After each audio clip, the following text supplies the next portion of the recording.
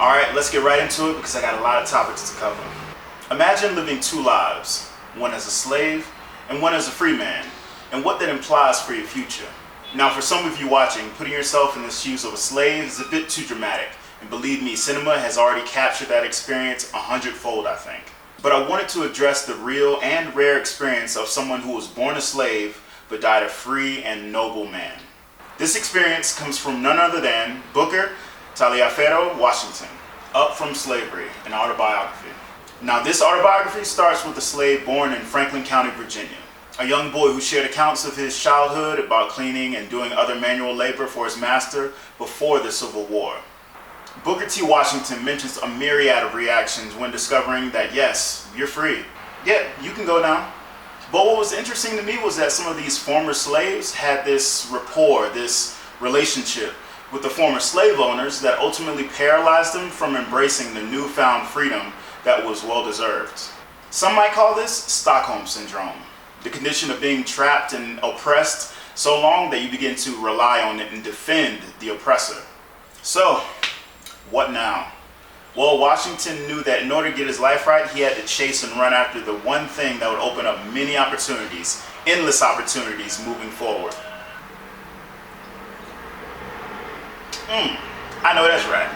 He even mentions this quote. He says, "I have learned that success is measured not so much by the position that one has reached in life as by the obstacle which he overcame while trying to succeed."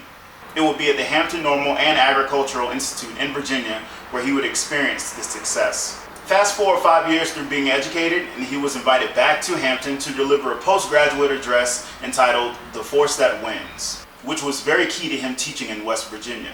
Now, excuse me now, I'm going to jump a bit ahead to the Atlanta Compromise for a few reasons. One, I briefly introduced this compromise in my other video, Souls of Black Folk by W.E.B. Du Bois. And two, I got to exercise my voice about what's happening in the States. And besides, this is the reason why I created this platform in the first place.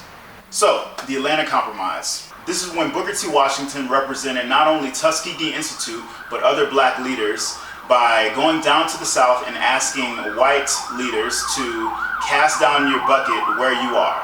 Simply meaning allow blacks to work alongside whites in flourishing enterprises in the South, Atlanta being one of the most prominent ones. And it was a key place to share his sentiment. The North had already carved a reputation of his educating and public speaking, but it was in the South that he had to convince black and whites that blacks had progressed since freedom was earned. It was a matter of showing and convincing white leaders to compromise in order to establish progress down South. As Washington so eloquently puts it, we can be as separate as the five fingers, yet as one as the hand, and all things essential to mutual progress. Now let me connect a bit of Booker T. Washington's life to today. You're an American, you turn on the TV and you see the inauguration. Ugh, click. The next day you turn on the TV to see the aftermath of all of these protests. Click. Now the next day you see thousands upon thousands of women and men rallying together and marching for women's rights, all because of the transition of power to the 45th president, his misogynistic and nationalist rhetoric, and his uncensored bigotry that he's effortlessly shown even before becoming president. Well, if I was a younger black man who was flirting with the idea of what program to choose in university, I would pursue something like law, political science, anything where I could educate myself, be part of the system, and ultimately produce some real change. Yes, I'm going to do what Obama did and actually study law. And yes, I'm going to do what Booker T. Washington did and not only chase after education, but use it to educate myself and my cohorts with regards to politics. And let's be real, President Obama had to face and overcome a lot more obstacles in becoming president than Donald J. Trump had to. I mean, actually studying law and being part of Harvard's Board of Law Review, being the first African American president in U.S. history, verifying his U.S. citizenship, I mean, come on now. All while the current president has become the savior for ill-informed American citizens, basically rallying behind his rhetoric that could set the country back 70 years.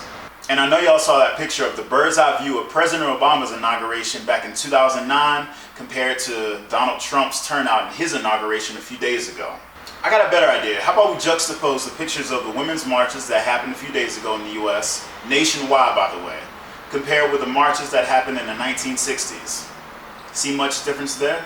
If you ask me, this feels like a 4-year bid, and I'm not even living in the States right now.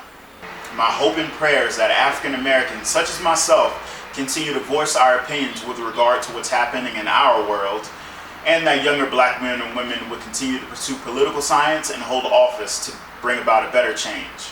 Obama has come and gone, but you're next up. This has been the Black Curriculum.